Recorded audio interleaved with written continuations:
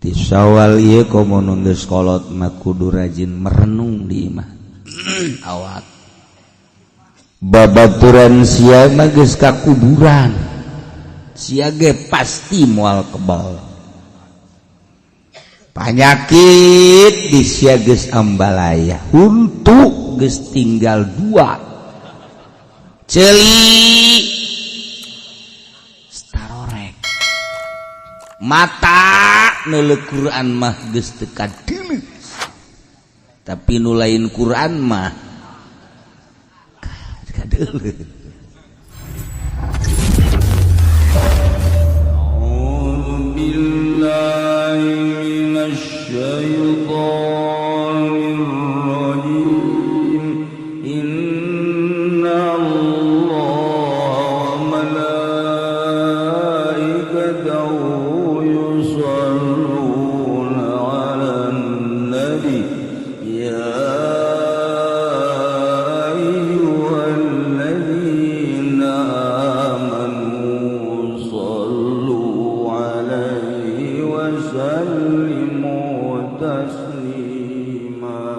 urang ku Gusti Allah masih keneh dipaparinan panjang umur tur sehat.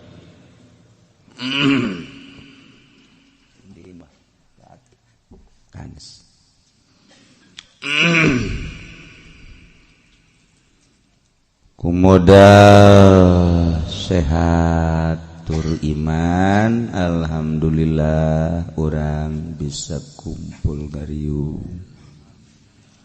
Bongkok ngaronyok sakumaha biasa ngalaksanakeun thalabul nusanajan disagedengin urang, dulur urang, tetangga urang, babaturan urang nu keur bulan Sya'ban milu jeung urang babarengan ngaji nyana kuari geus aya di ditu. Geus aya di lembur asli. Ieu mah kan ngumbarakeun. Aya nu hayang gegeraan balik ka ditu. Ku sebab hutang ambalaya. Aduh, atawa pabajikan marah bae. Aya geura ditu. Babareng balik ka lembur asli. Di antarana ieu nu ku urang rek dipatihahan. Hiji Hajah Halimah binti Haji Mesi Bitung ninggalkeun urang. Alhamdulillah kadua kali sabada urang ngalaksanakeun puasa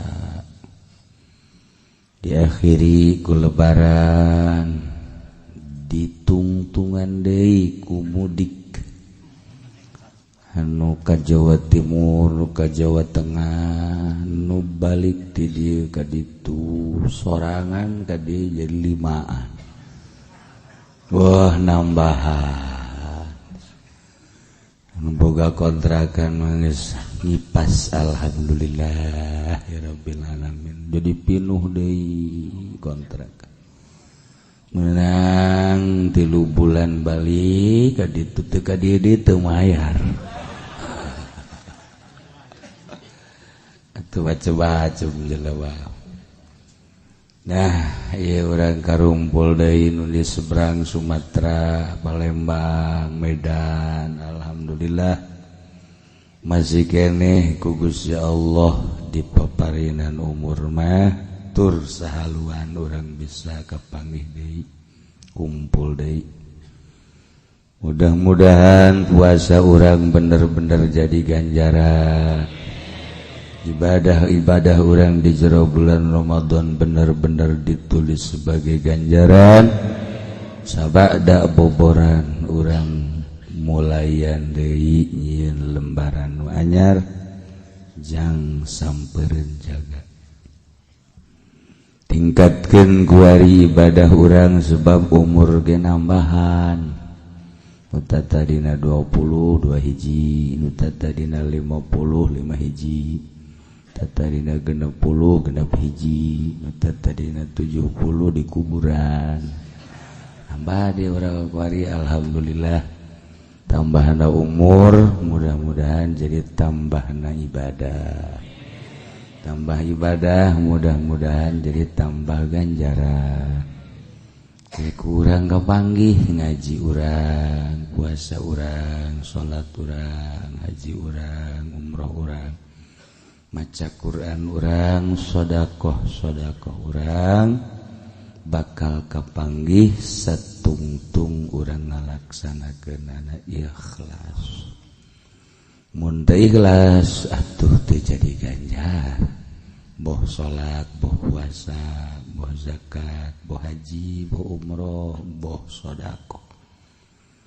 Tutulung segala rupa mun teu ikhlas teu jadi ganjaran.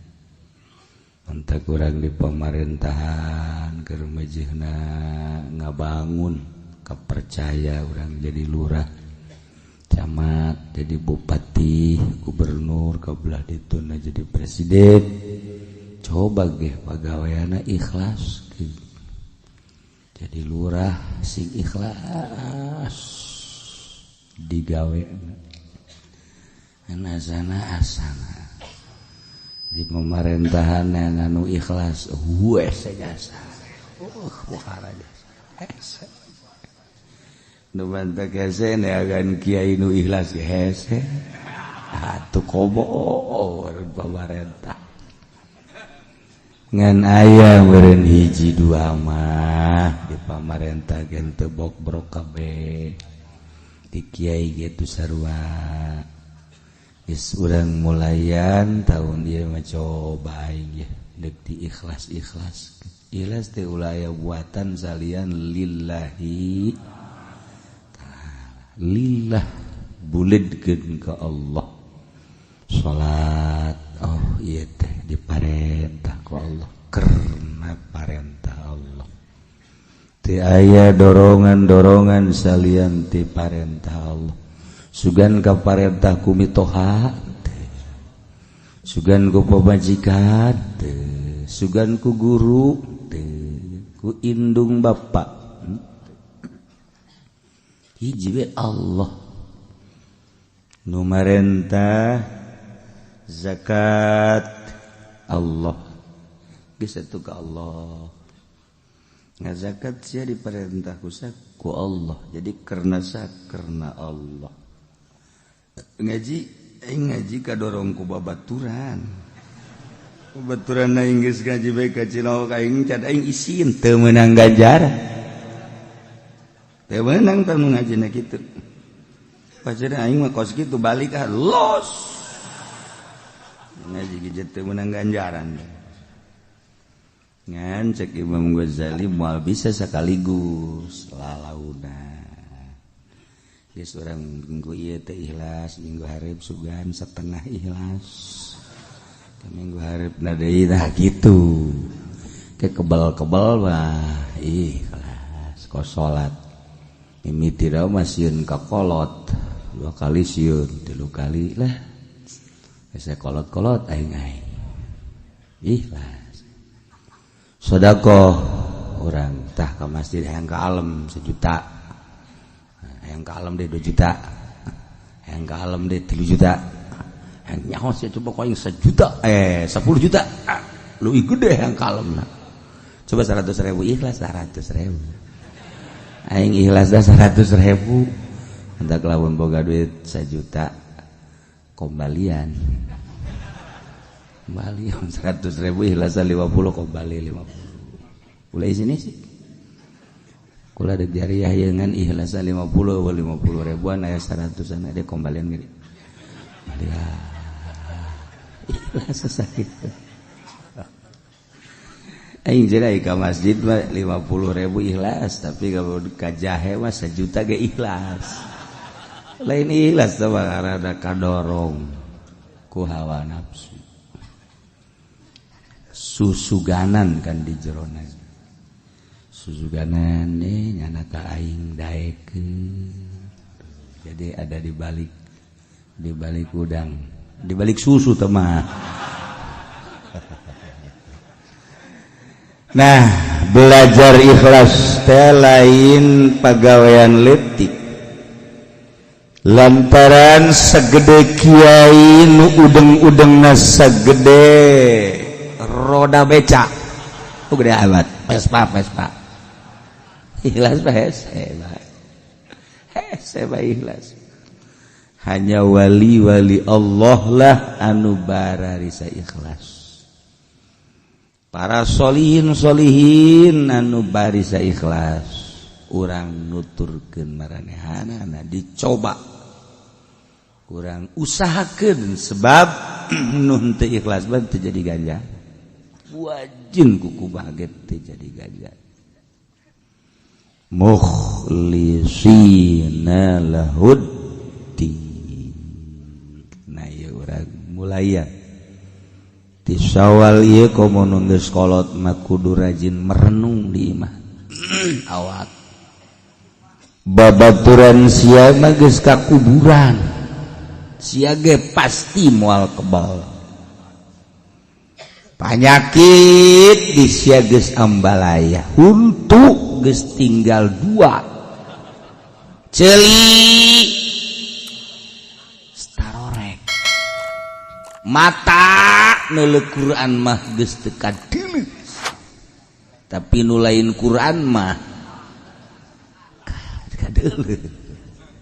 Quran mah dikisi naon ka duit mah weuy dijauh ka teh. Insyaallah eta si mata blon teh mata.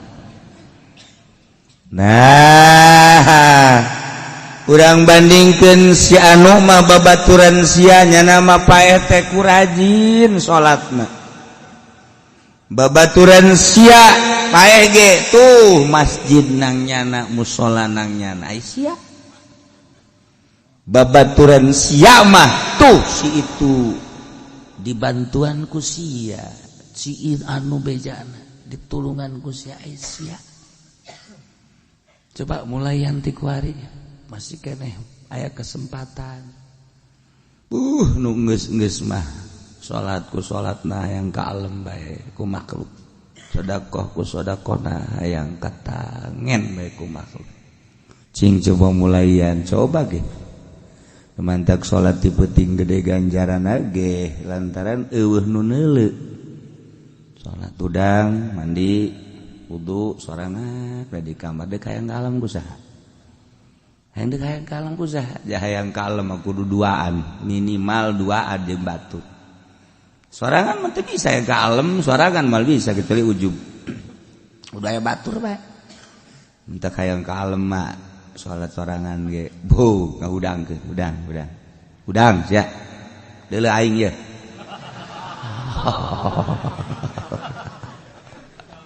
Eta geus udah naonan tau. Nu kuduna mah urang keur salat batur hudang, urang ngedeng deui. Saya mah bisi kanyahoan ku batur. Ieu ben teh dihudang-hudang kabeh. Geus siapa teh kudu tahajud aing bae asal deuleukeun aing.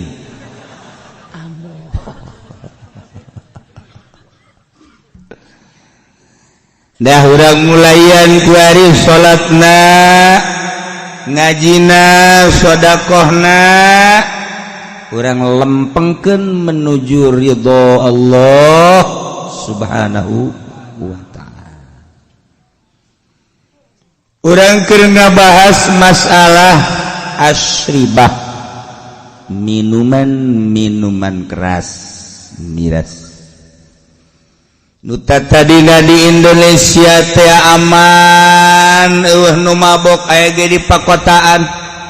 Kadenge nu mabok teh di Grogol baheula mah. Kadenge mabok teh di Cililitan, terminal-terminal. Pusat-pusat perdagangan kuari di Kecamatan Marabok Ambalaya di desa. Ternyata di jero ibah urang nih. Bapana manteu anak. Balik ti Karang Bolong tuh bisa ditanya. Orang mabok, Masya Allah. lamun di SD geus mulai mabok, SMP makaruh, SMA jelas. Negara urang kuari eker apung-apungan tepuguh ke arah, tepuguh arah deka mana? Lantaran gesekan-gesekanana pohara. Nah ieu calon-calon bupati nu kuari keur sarakola keneh nu marabok, engke kumaha nyekel nagara. Calon gubernur nu kuari jadi mahasiswa marabok, endeu kumaha engke nyekel nagara. Sakieu ge sakieu nu kuari nyarekel nagara rada deres oyag-oyagan nagara komo ka hareup aya mau balik mabok mau balik nu ceramah kudu maka dahar ekstasi dan naonna masyaallah cek lamun teu ngadaro kitu teu pede atuh sia deuk ngasehatan saha goblok sia tah di akhir zaman mah Masya Allah jadi usaha tungtung nakan dakwah teh jadi usaha. Jula menurang ngadenge sebagian PNSG anu marabok ambalaya paingan teu beres-beres. Aya sababaraha bupati anu sok mabok termasuk gubernur. Pengamanan polisi jeung abrigna nu mabok ambalaya. Atuh deuk kumaha kaditu kok aman-aman amat sih PNS mabok eueuh anu di penjara itu keneh polisi mabok aya lain pengedar mah kurang kadengen aja aman-aman bae kitu keneh nu lain-lain ge ku araraman bae lantaran teu dilaksanakeun jeung ditegakkeun Al-Qur'anul Karim satungtung tenegakeun hukum Allah cilaka nagara oyag-oyagan wa man lam yahkum bima anzalallah fa ulaika humul khasirun kafirun dan lain-lain sebagainya. Mantak orang bersyukur ka Gusti Allah di Indonesia masih keneh loba jelema nu ngararaji ikhlas pondok pesantren salafiyah nu ikhlas masyarakat nage sadar kalan ikhlas pemerintahanna ge lah teu ulah dianggap nu marabok menu balalener bae mudah-mudahan ikhlas ku ayana lobana jelema nu ikhlas alhamdulillah masih eksis kondusif aman mudah-mudahan negara urang bisa ngahiji polisina jeung abrina masyarakat jeung pamarentahna kiai-kiaina ngahiji ulah pasalia supaya bener-bener karasa ku urang kemerdekaan negara urang sehingga urang ibadah bisa tentrem bisa aman urang bisa maca Quran tamat deui ge aman urang atuh bisa sodakoh ngabangun masjid bushola majlis aman urang bisa darar yuki ngararaji ku sebab aman ku aman-amanan kayak urang bisa kawin deui tenang eta mah urusan huru hara di imah malah leutik tuh urang tik teh lain nagara tah atuh lah paling ge peupeus piring dah gelas wajar kalau kos itu wajar sapoe 12 piring pupus masalah boro-boro negara di iwah tangga bayar ribut teu betah di imah tangga komo negara batak sekali deui urang ngadoa ka Gusti Allah mudah-mudahan Indonesia aman Indonesia tentram, Indonesia kondusif, sehingga orang ngerasa rineh, tentrem, loh jinau, adem ayem, ngena. Segala rupa geja kuat diatur ku Allah, mantak atuh ka Allah, we orang bebeja, mun aya naon-naon itu. da ieu mah lamun urang ngalaksanakeun hukum Al-Qur'an ketika aya jelema mabok urusanana kumaha tadi negara. Nah iyalah dek diatur. Zaid ternyata horenganan mabok, panggil sidang. Polsek manggil, setelah dipanggil dibawa ke Polres, bawa ke kejaksaan, sidang di kejaksaan untuk dinyatakan kebenaran mabokna. Heueuh jeung henteu bisa dua rupa. Nomor kahiji ku iqrar ngaku, nomor kedua ku syahadah saksi.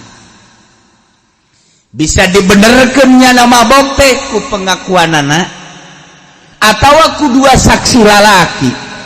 Setelah Ki Zaid ditangkap, bawa ke kejaksaan, diadili seadil-adilna. Tanya ku jaksa, Zaid, ya, kamu ini diajukan oleh yang berwenang bahwa kamu adalah melaksanakan mabok. Tanda-tanda kemabokanana dibejakeun data-data. Setelahnya diproses ngaku bener. Geus teh asalnya ngaku mabok, baru dikenakan hukum.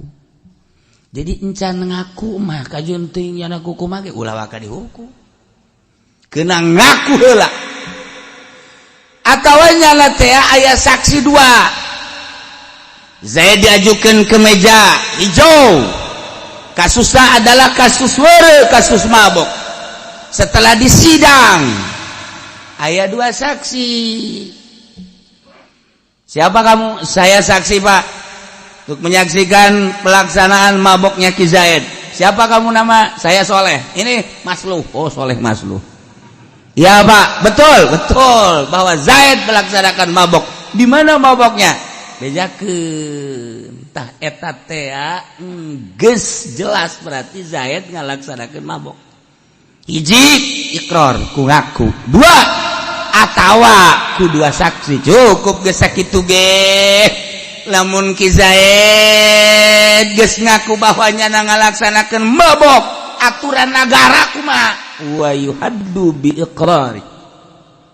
Had Zaid dengan ngaku mabok. Masya Allah.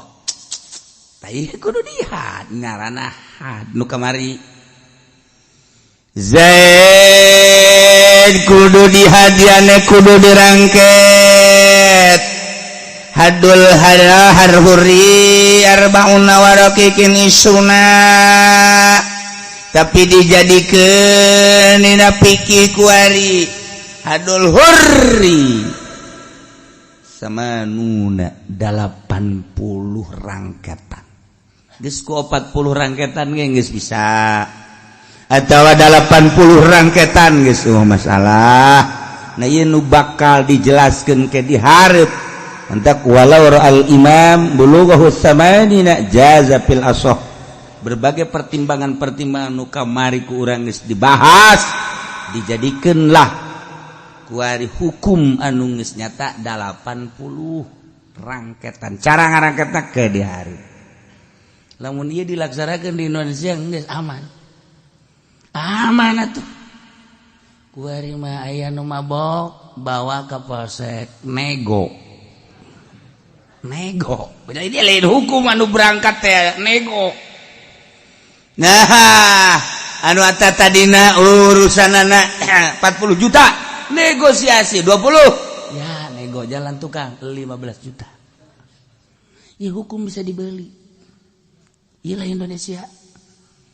Di Indonesia mah kos kita hukum teh bisa diamankan ku pembelian. Atuh dek diamankan teh kudu dibeli, bebas bae. Iman teh kudu dibeli. Nah, berarti calon ruhak neraka polisi. jalan roh atuh lamun endek dilaksanakeun atuh lamun henteu lamun kieu babasa ulah make duit berarti kan lamun bisa dibeli kos kitu akibatna engke di kepolisian teh aya proyek geus lamun engke mabok dijadikeun proyek kumaha carana masyarakat ieu proyek supaya ningkat di proyek atuh geus kos kitu mah tah kagoblogan polisi teh tidinya geus mah masyarakatna tolol bin goblok polisina nu goblok maksalahna goblok teh lainna naon nanganina make jadikeun proyek eta aing teu satuju saeutik-eutik acan aing sugan sabakatul hiber teu satuju tah jadi proyek tah tungtungna mah atuh lantaran sepi ieu proyek di kecamatan teh pemasukan kan rada kurang maka kumaha carana si itu coba nyieun lah mata-mata proyek mata-mata mabok dijieun man ku aing mun ku aing dicaritakeun Indonesia mah bok-brokna ge bok-brokna deui belah ditun bok-brok masih 2 jam ti bok-brok ka ditu bok-brok biasa tah aduh lamun urang geus teu ngadoa ka Gusti Allah deuk kumaha mantap kurang doakeun mudah-mudahan polisi jadi jara ditasawuf kabeh siapa seri lain amin goblok meren kumual-mualna meren deres bae tasawuf aja teu beukeun ka duit pan ahli tasawuf teu beukeun ka duit mah boro-boro polisi tuh kiai deui nu tasawuf geus lah urang tasawuf balhur teh atuh mudah-mudahan polisi teu pati bareukieun kana Masya Allah setungtung eta masalah teu dirobah kos kitu bae moal aman-aman di Indonesia encan proyek perzinahan proyek perkorupsian atau jadi proyek atau asal jadi proyek bagi semua beres KPK ku KPK na jang nuntaskeun perkorupsian dijieun KPK atuh KPK lagi atuh korupsi di kumaha atuh moal bisa ke kajahoan wacan dari uci mah nyanyahoanan geura paraeh kiamat emang aing teu nyaho hayu nu kuari ngomong-ngomong ki uci nyanyahoanan cenah korupsi dan teu engke sia ku aing nah geus sia nu keur ngomong kan dia soekeun sia ku aing hayu sia emang aing teu nyaho ha parangsana nailah nu mantak urang ngaji maksudna supaya ngerenyet sieun teu ngaji makan ngerenyet hiji urang jadi masyarakat supaya sieun oh goreng di dunia ge kudu jihad lain lalawora teu selesai di dunia lain berarti aman di akhirat dilanjut nu mantak angel ge engke urang persidangan nyidang saurang bae ge permabokan perkorupsian dan lain-lain sebagainya angel saurang bae ge komo lamun ka ditu ngabaris jana datang ka anu barisan 1 juta. Ya 1 juta kan di Indonesia ge tahun sabaraha teh cak Raden Omairam 135 juta.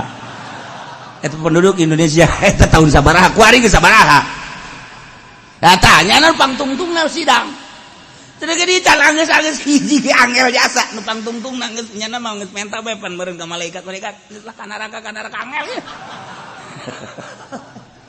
Angel. Masya Allah bayangkan ku urang ngantri endek nah gitu ngaranna ngantri endek berobat bae ge angel ngantri urang dek nyieun KTP angel ngantri urang di kitu naon gitu ngaranna pelabuhan bae ge angel atau komo ieu persidangan waduh angel jasa nah ke dirasakeun di akhirat hanya jelema-jelema anu istimewa lah anu asup ka surga yadkhulunal jannata bighairi hisab anu tadi hitung-hitung deui geus brul ka salaroga pontongan kieu mah dadah sararinggi surga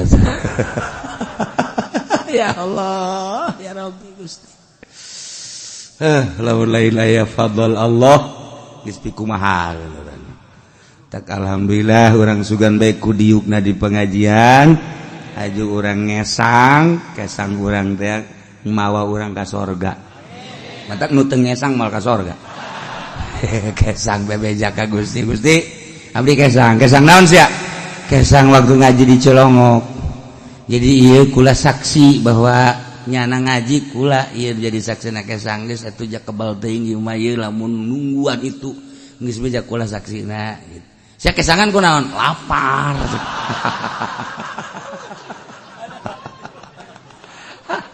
kayak ditanya jaya anu untuk ngadengekeun ngaji kesangan bae di jero AC ge kesang saya nungudag-ngudag di jero majelis saya aman sakeun kolektor lah sakeun maldaekeun ka jero majelis wah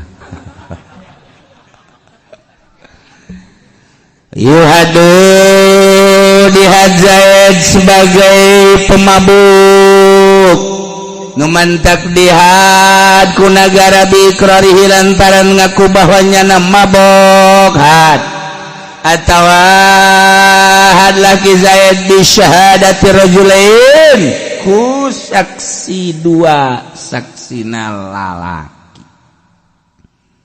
kumaha lamun nyaksianana dua awewe terjadi kumaha lamun saksina dua awewe jeung hiji lalaki terjadi tetep bae dua lalaki awewe teu bisa jadikeun saksi kumaha lamun Zaid hanya sekedar kaambe bau anggur doang nu kos kieu adapun ngaku jan henteu saksi teu aya la birihi khamrin ulah dihad jeung teu meunang dihad ku nagara hanya sekedar bau anggur atawa Zaid gapanggih teh keur mabok saksi eueuh ngaku ge henteu teu meunang dihad atawa ki Zaid keur utah nah kapagi ku kanit nah iya jelema utah ye bawa ka polsek teu bisa dihad sakadar utah sebab mungkin bae nyana utahna lantaran naik mobil utah mobil beda kan bulak biluk aja lem ya orang kampung lah tuh kan ya atawa loba teuing ngadahar dangder utah sarua teu bisa dihad kadu kos kitu mah masyaallah orangana rapi di negara tuh lamun ieu dilaksanakeun masyaallah ku ari mah malah dilegalkeun kamari mah rada deres masih keneh ilegal baheula sanajan loba nu mabok tetep be sumput salindung ku ari mah kan dimimiti botol segede cingkir datang ka botol segede awak geus nyata-nyata dewe ku ari mah disumput-sumput masyaallah nah lamun aya nu mabok kemudian teu diadili engke bakal na RT dipanggil di akhirat lurah dipanggil camat dipanggil bupati dipanggil gubernur dipanggil engke terakhir Bapak RI 1 kunaon teu dilaksanakeun kok berat teu amat sih ngalaksanakeun hukum Al-Qur'an mangkani nyaho hukum Al-Quran teh seperti kitu aju kuari diantep bae nah ieu pancena negara urang mah lain negara Islam negara demokrasi mayoritas Islam kunaon teu diterapkeun aya demokrasi mah teu ningali mayoritas teu ningali naon nu penting mah pokona mah aya kesamaan atuh kunaon teu boga niatan aya ngarobah Quran dibaca bahkan di musabakohkeun aja dibaca doang mah tuna naonan teu diterapkeun. Nah, ieu mah ngan sakadar supaya nyaho bae engke ge RT. Digaji henteu. Ngalaraka jojong. Nah, ieu nu bakal bahaya. Ieu urang sakadar kabeja doang. Ai kiai ge kabaga henteu aing mah. Pan ngeunah bae aja atuh aing mah nagara lain naon lain.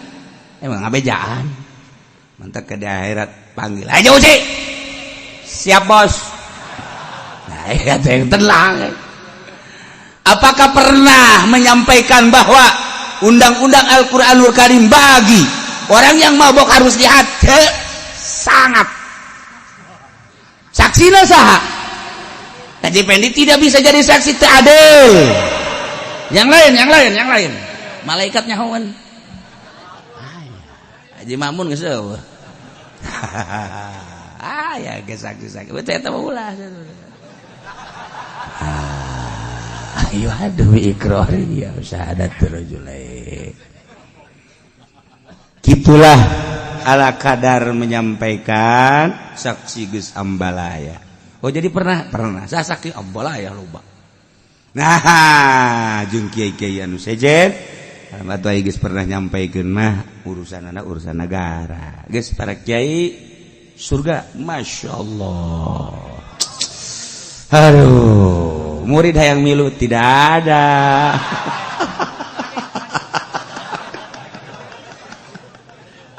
Dipilih heula tetap pilih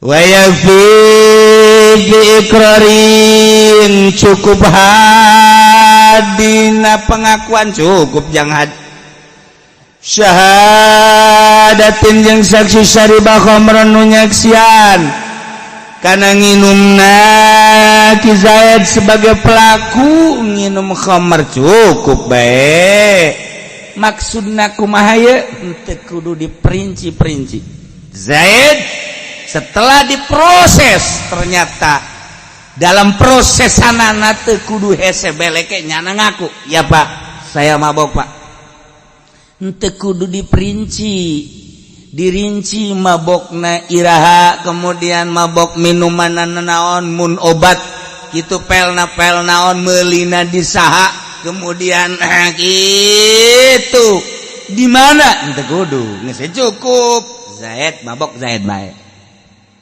teu kudu diperinci mabok mapelna naon ieu magadon yureib atawa gitu ekstasi atawa naon geus teu kudu mabok atau minum naon bir nyana vodka mensen dan lain sebagainya nyana teu kudu ngaku bahwa nyana mabok geus teu kudu meulina di saha ieu kemudian iraha nah teu kudu nyana bae geus sebab nyana nu katewak nyana bae masyaallah atawa nyaksian ku saksi anu nyaksian kana nginumna kana minuman Zaid minum bir aya saksi Zaid disaksian ku Soleh jeung Masluh cukup bae sakit henteu kudu diperinci-perinci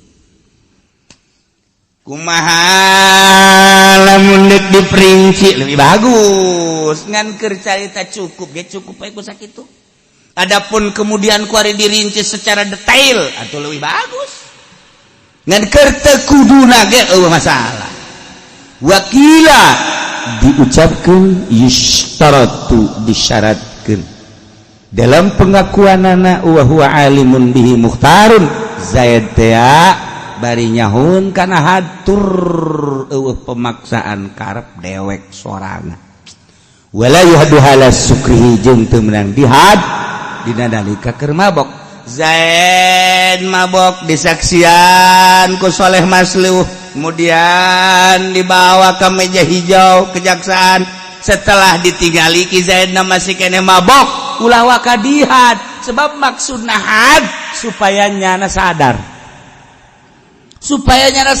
bahwa korenganan jelema mabok teh ieu kudu dihad jelema anu keur mabok kene deuk kumaha sadarna tuh geus disadarkeun heula sabaraha poe heula kena sadar nyambung heula ngomongna dedeleuanana kan nu mabok makan teh nyambung setelah engke geus nyambung sadar karak hukum dikenakeun sebab maksudna supaya tobat geus kulantaran nyana mun keur mabok ieu pangaruhna naon moal bisa tobat keur teu nyahona naon maka teu meunang dilaksanakeun had ketika mabok geus dilaksanakeun had geus sadar sadarna tina mabokna mudah-mudahan anak incu urang dijauhkeun tina mabok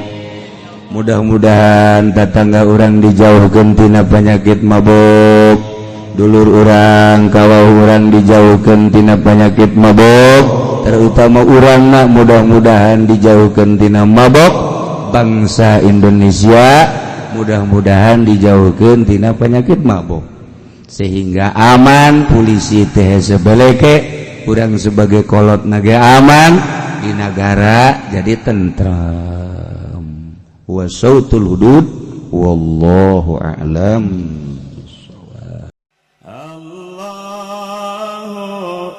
Allahu Allahu Allah Allahu Allah la ilaha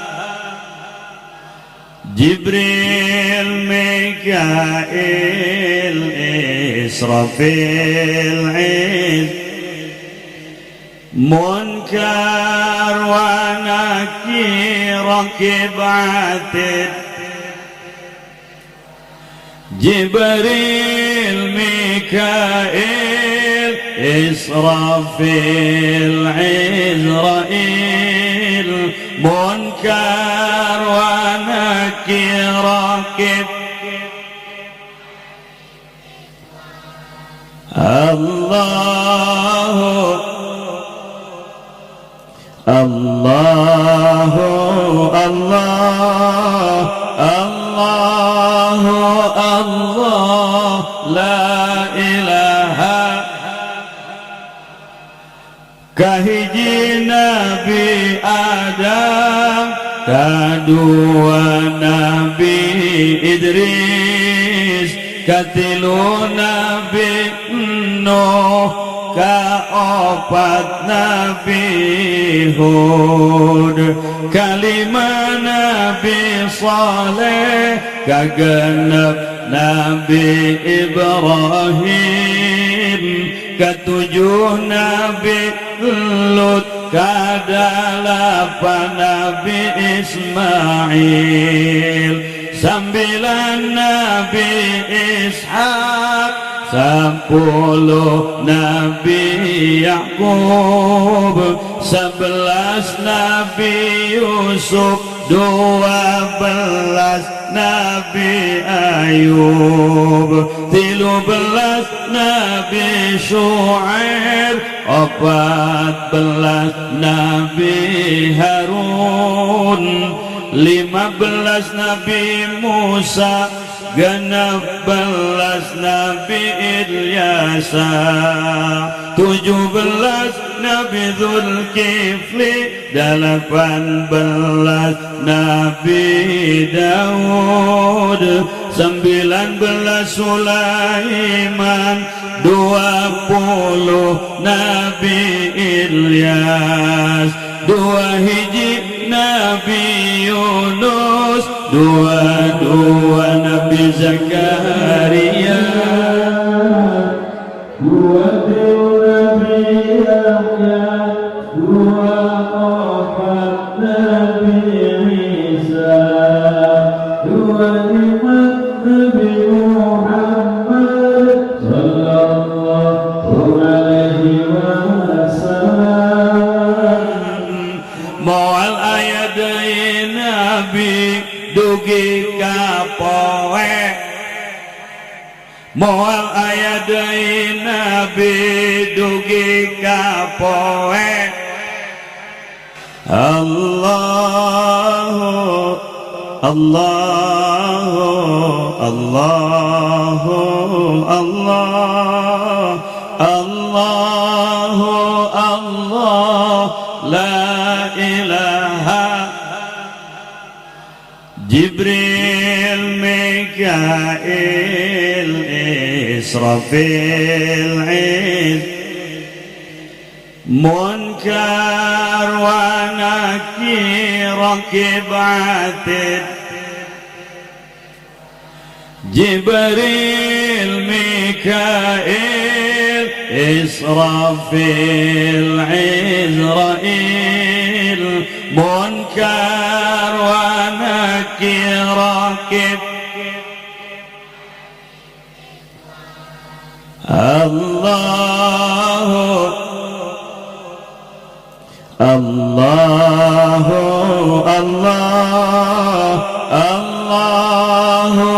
Allah la ilaha kahiji Nabi Adam kadua Nabi Idris